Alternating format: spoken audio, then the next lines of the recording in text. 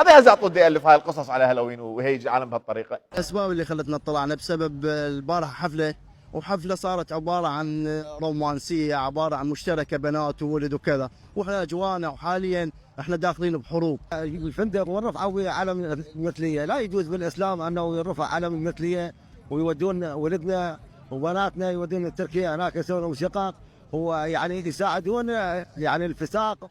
الفساق كل شيء الا الفساق والله. شيخنا حبيبي المعقل يا محافوظ، انت شفت علم مثليه بعينك؟ انت اصلا تعرف شنو قايل علم المثليه؟ احد عرض عليك شقه بتركيا؟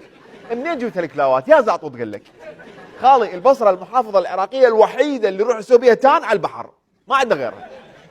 البصره مدينه الفن والخشابه والمسرح والطرب والبحر والتنوع الاجتماعي والزوري وعلي البصراوي وكل شيء. لا بها امام، لا بها كعبه، لا بها ايش بيه، سمك ونفط وحاره، مسوين حفله وممله بفندق وماكو بطاقه وبالسطح وشرجي، حتى اجواء هالوين ماكو. بجوز منهم تقول لي